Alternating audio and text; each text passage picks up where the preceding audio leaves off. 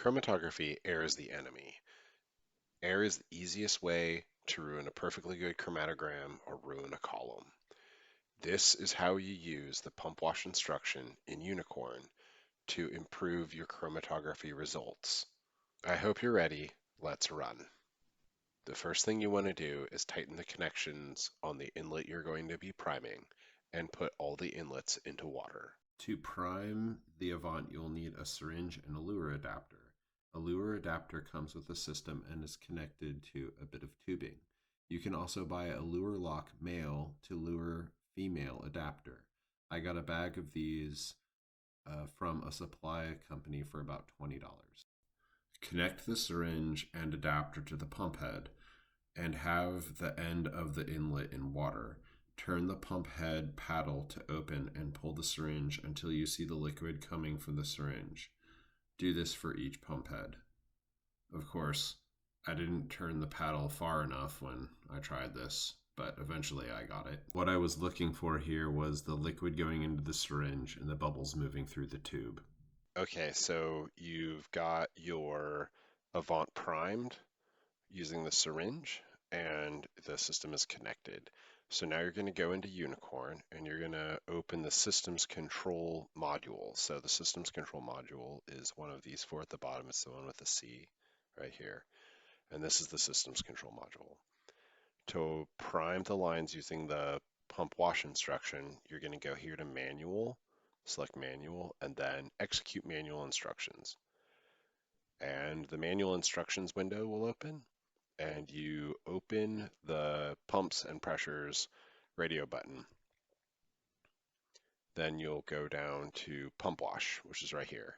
And you can select any of these pumps to wash and any of the inlets on the pump. So I'm just going to select A1 and I'm going to go over here and hit execute. And notice down here in the process picture before I hit execute that everything is gray. All right, execute. And now you'll see A1, the line will turn green. So it's going to the inlet A, then to the pump, and then down into the injection valve, and then out directly out of waste. So it's not going through the column valve, the column, or the UV meter, or anything like that. And because this is an Avant 150, it runs at 75 mils a minute. If you have an Avant 25, it'll run slower. So the pump wash instruction is like a little mini program. It'll stop whatever you're doing, and then it'll wash for 1 minute at this flow rate, and then it'll go back to whatever it is what you were doing. Since we weren't doing really anything before we issued the pump wash instruction, we're going to go back to doing nothing. And in other videos, hopefully, I'll cover other ways you can use the pump wash instruction, like using methods or anything like that. So we're just going to wait for the whole minute for the pump wash to finish. There we go. So now it's back to gray. We're doing nothing. So now if you want to save yourself some time, like let's say you have 4 or 5 buffers you want to use, you can wash all of them at once if you want to, using this over here, which is the macro. So I'm going to wash, we already washed A1, so I'm going to wash A2, insert. I'm going to wash A3, insert, and turn this off. And I'm going to wash B1, insert. And then I'm going to hit execute. And you'll see all 3 of these go into the run log. Execute.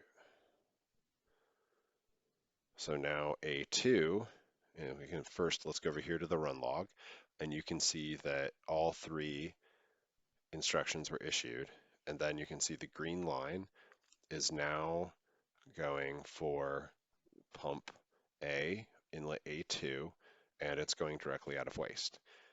We could wait for a whole minute for all of these, but if you just watch the system actually wash these lines at 75 mils a minute, you'll see that it takes very little time for it to actually like clean the whole line out. And usually I'll wait a few seconds after that to make sure that the pistons inside the pump are full of buffer too. But once you see that bubble go through, it usually takes 5 or 10 seconds, you can just come up here and hit continue, and you'll see it advance to the next instruction. So we did A2, and now it's going to go to A3. And so after A3, of course, it's going to go to B1. So we're going to come back up here and hit continue, and we'll watch it go to B1. In this way, you can, save yourself a lot of time. You could, if you wanted to, you could, issue instructions for all the buffers you have to wash and then walk away from the system and, come back to it after you've set something up.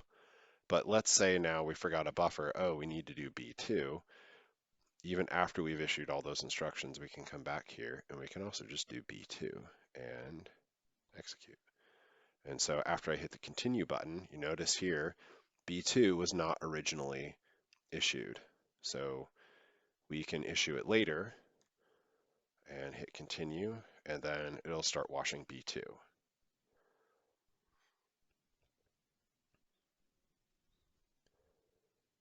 All right, so I'm going to hit continue so the system stops, and I want to show you that when it's done, the Avant leaves the buffers on the inlets open, whatever buffer was the last buffer that was run.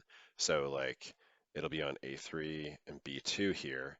So usually A1 and B1 are the ones you use the most. So you want to be careful to switch these back after you've done priming them. Usually what I'll do is I'll actually prime them in reverse order because of this. So I'll make sure A1 is the last buffer that I wash.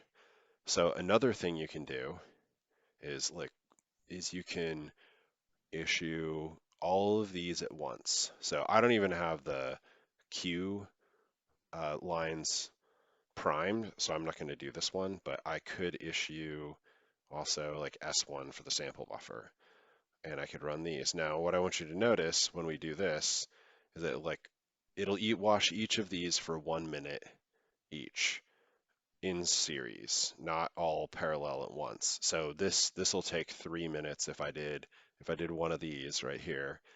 If I inserted that, that would take 4 minutes, but I'm going to delete it. So I'm going to take that and go off, then insert, execute that. You don't have to insert every time. So this will take 3 minutes now because we've done 3 inlets, but it's doing each one separately, not together. So for me, that takes too long. I like to be able to watch the little bubble run through and then just click through the continue button every time so that I can save myself a little time if I'm standing in front of the instrument, in a hurry to try to get my chromatography run going. I hope that helps. You understand how to run the pump wash instruction. Thank you very much for watching.